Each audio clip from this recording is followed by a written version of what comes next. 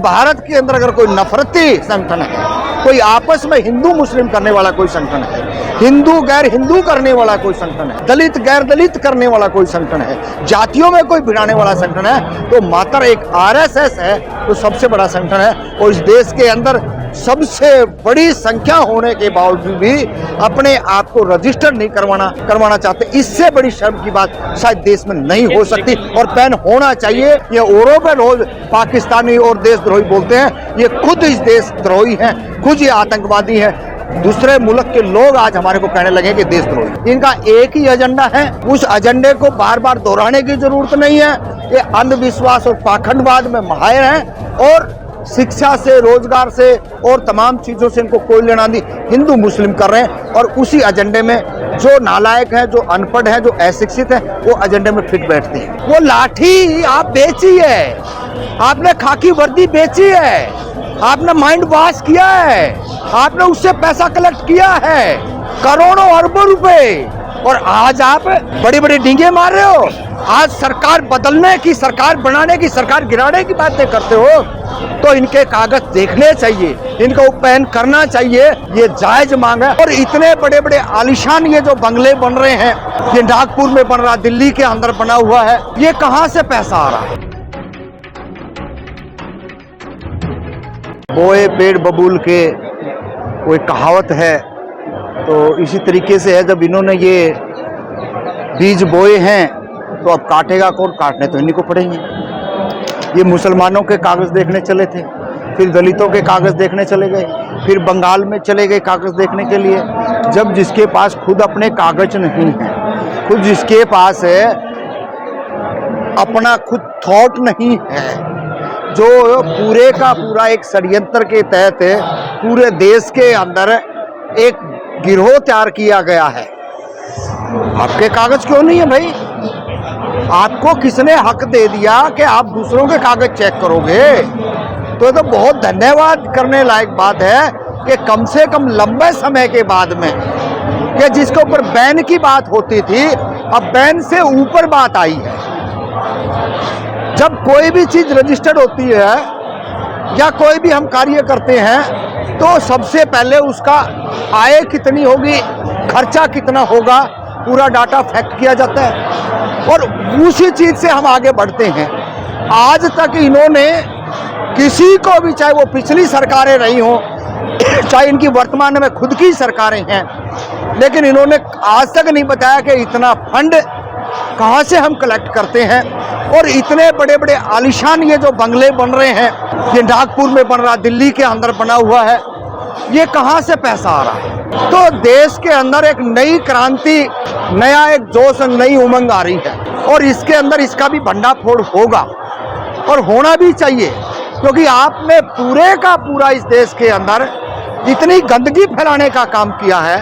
अरे इस देश के अंदर सरकारें बनी थी, इस देश के अंदर स्कूल कॉलेज खुले थे, इस देश के अंदर पानी की व्यवस्थाएं हुई थी, इस देश के अंदर फैक्ट्रियों की व्यवस्था हुई थी, मजदूरों का ध्यान रखने की बातें हुई थी, लेकिन हम कहां पहुंच गए? आपने सारी बातों को दरकिनार कर दिया और हाथ में कलम की जगह लाठी पकड़ा दी। और इस देश के अंदर दुर्भाग्य तो ये है कि कोई बोलने वाला नहीं है। अरे बच्चे को सुबह उठ के माँ बाप, पेरेंट्स है या पड़ोसी है, वो कहता भाई स्कूल की घंटी बजेगी, स्कूल जाना है, लेकिन यहाँ तो आप लाठी पकड़ा रहे हैं बच्चे को। आप क्या सिखा रहे हो? नहीं, उसी वही मामला है। वो लाठी आप बेची है, आपने खाकी वर्दी बेची है, आपने माइंड वॉश किया है, आपने उससे पैसा कलेक्ट किया है, करोड़ों अरबों रुपए, और आज आप बड़ी बड़ी डींगे मार रहे हो। आज सरकार बदलने की, सरकार बनाने की, सरकार गिराने की बातें करते हो, तो इनके कागज देखने चाहिए, इनका उपयन करना चाहिए। ये जायज मांग है, हम इस मांग के समर्थक हैं और समर्थक होना भी चाहिए। लेकिन मोहन भागवत ये कह रहे हैं कि हमारा जो संगठन है ये व्यक्तियों का समूह है, ये जो है आज़ादी से पहले से देश में सामाजिक और सांस्कृतिक मुद्दों पर काम कर रहा है। नहीं, कोई सांस्कृतिक मुद्दे पे कहीं पर भी। अभी हमने कुछ सुना था कि ये जहाँ बाढ़ आई वहाँ पे कुछ कहे थे आरएसएस के या कुछ और दलों के, लेकिन वो भी फेक खबरें थी। कहीं कोई वो नहीं है, इनका एक ही एजेंडा है, उस एजेंडे को बार बार दोहराने की जरूरत नहीं है। ये अंधविश्वास और पाखंडवाद में माहिर हैं और शिक्षा से, रोजगार से और तमाम चीज़ों से इनको कोई लेना नहीं, हिंदू मुस्लिम कर रहे हैं और उसी एजेंडे में जो नालायक हैं, जो अनपढ़ हैं, जो अशिक्षित हैं, वो एजेंडे में फिट बैठते हैं। भाजपा के एक सांसद हैं कर्नाटक से रमेश, उनका बयान आया, वो कह रहे हैं कि भाई एक दलित को क्या आवश्यकता है जो है वो आरएसएस का हिसाब मांगे, वो क्यों मांग रहा है? हाँ, तो देख लो ना मानसिकता, यही मानसिकता जो है इस देश के अंदर जब है, दलित तो हिंदू कहलाता है ना, 80% है इस देश का दलित जो अपने आप को हिंदू मानता है, और जो कथाकथित हिंदू हैं वो उनको हिंदू मानते नहीं है। वो पता है उनको कि शूद्र हैं, अति शूद्र हैं, शूद्रों में भी 2 कैटेगरियां हैं, वो मानते हैं उनको। लेकिन इन्होंने जब दलित को यूज करना होता है 80% को, तो उसको हिंदू बना करके अपने पास रख करके ने उसको यूजलेस करते हैं। और उन्हीं की संख्या की बदौलत आज वो कागज ना दिखाना, ना रजिस्टर्ड करवाना, ये सारे का सारा दर्शाता है कि ये इनकी मानसिकता इस टाइप की। लेकिन वो धमकी भी दे रहे हैं कि आरएसएस से जिसने भी पंगा लिया है वो बचा नहीं है, तो क्या प्रियंक खरगे ने एक बहुत बड़ा जोखिम ले लिया है? नहीं, देखिए समय समय की बात है, कोई किसी से पंगा लेने की जरूरत नहीं है, और जो हक की बात है, व्यवहारिक बात है, उन पर चर्चा और डिबेट होनी चाहिए, और वो चर्चा का विषय है। और बैन पहले आरएसएस हुआ है और आगे भी हो सकता है। जो गतिविधियां इनकी चल रही हैं, जो बाहर के देश इनको जो आतंकवादी देख के जो नाम दिया जा रहा है, वो कहीं ना कहीं सत्य की ओर इशारा करता है, क्योंकि भारत के अंदर अगर कोई नफरती संगठन है, कोई आपस में हिंदू मुस्लिम करने वाला कोई संगठन है, हिंदू गैर हिंदू करने वाला कोई संगठन है, दलित गैर दलित करने वाला कोई संगठन है, जातियों में कोई भिड़ाने वाला संगठन है, तो मात्र एक आरएसएस है तो सबसे बड़ा संगठन है। और इस देश के अंदर सबसे बड़ी संख्या होने के बावजूद भी अपने आप को रजिस्टर नहीं करवाना चाहते। इससे बड़ी शर्म की बात शायद देश में नहीं हो सकती, और बैन होना चाहिए। जाना साहब, हमारे देश के जो प्रधानमंत्री हैं मोदी जी, वो भी आरएसएस को जो है एक एनजीओ बताते हैं और उसकी तारीफ करते हैं कि उसने जो है 100 साल पूरे हो गए और जो है देश में बहुत बड़ा जो है उन्हें सामाजिक योगदान दिया है। हाँ, नहीं, ये 100 साल वाला उन्होंने बड़ा बढ़ चढ़ के और पूरा जो है ना जनता के टैक्स के पैसे से, मजदूरों के टैक्स के पैसे से, मतलब पूरा उन्होंने एंजॉय किया है फुल। जितना पैसा अगर ये किसी को नौकरी देने में लगाते, या जो फैक्ट्रियों में मजदूर महिलाएं या मजदूर साथी जो 8-8, 10-10 हज़ार रुपये में, 12-12, 15-15 हज़ार रुपये में जो 12-12 घंटे काम कर रहे हैं, अगर उन पे खर्च करते तो शायद देश का सुधार हो जाता, इस देश के अंदर कुछ अमन शांति की बातें होती। लेकिन इन्होंने तो लेना देना नहीं है ना उन चीज़ों से।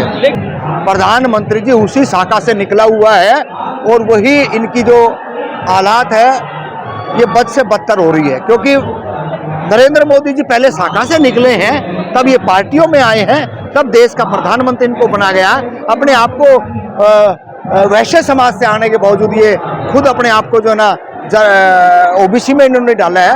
यह पूरा देश के सामने है, लेकिन एक काट की हांडी एक बार चढ़ चुकी है, अब दोबारा नहीं चढ़ेगी। अब ये कब तक चढ़ी रहती है ये समय बताएगा, लेकिन आज का युवा है, आज के बहुजन है, आज का इस देश का जो नागरिक है पढ़ा लिखा, वो इनको खदेड़ने का काम करेगा। लेकिन सर, क्या लग रहा है कि ये जो स्टेटमेंट या जो पत्र है, जो मांग की गई रजिस्ट्रेशन की, ये सिर्फ प्रियंक खरगे की है या फिर पूरी कांग्रेस की एक सोची समझी जो है रणनीति है आरएसएस के खिलाफ लड़ाई की? नहीं, ये तो पार्टी का कोई लेना देना नहीं, ना उन सांसद का। इस देश के अंदर ये चर्चा का विषय है, आम जन की बातें हैं। ये जो इस देश के अंदर पढ़ा लिखा जो है, जो इस देश के अंदर अच्छा और बुरा समझने वाले लोग हैं, उनकी मांग है। उन्होंने तो उस मांग को प्लेटफॉर्म पर रखा है, वहां से नहीं है। अब हमने इस बात का पता है ना, हम जिस मोहल्ले में रहते हैं, हम जिस शहर में रहते हैं, हम जिस प्रदेश में रहते हैं, वहाँ आरएसएस ने कितने जो है ना गहरे गड्ढे कर दिए हैं कि आने वाली हमारी 2-3 पीढ़ियां लग जाएंगी उसको भरने के लिए। तो ये बात तो हमने पता है ना, वो तो वहां से इशारा दिया गया है, बताया गया है कि ये हालात है, और ये इनकी करनी और कथनी है कि जो पूरे का पूरा माल मलाई खा के, जैसे मंदिर में दान पेटी होती है वो पुजारी ही खोलता है, ऐसे ही है आरएसएस का संगठन कि उसके अंदर जो माल मलाई आएगा वो मोहन भागवत ही उसका सरोसार होगा। बाकी किसी को कुछ नहीं। लेकिन पिछले कुछ दिनों में हमने देखा है कि राहुल गांधी ने भी काफी टारगेट किया आरएसएस पर, खुलकर बोले हैं, इससे पहले नहीं बोलते थे, तो क्या लगता है? नहीं, देखिए अंत तो हर चीज का आएगा ना, कब तक आप मौन रहोगे? अगर कांग्रेस पार्टी 2002 के अंदर ये सद्बुद्धि, अगर राहुल गांधी वहां होते तो शायद 2002 में निपटा देते इनको। 2002 के अंदर गोधरा के अंदर कैसे मुस्लिम महिलाओं के पेट के अंदर से बच्चे निकाल तलवारों से मारा गया है, और बिल्किस मानो की हालात देख लो कैसे इन्होंने किया है। एक जज साहब जो है लोहिया को क्या हालात इन्होंने करी है। तो ये तो पहले बैन होना चाहिए था, पहले इस पर ध्यान देना चाहिए था।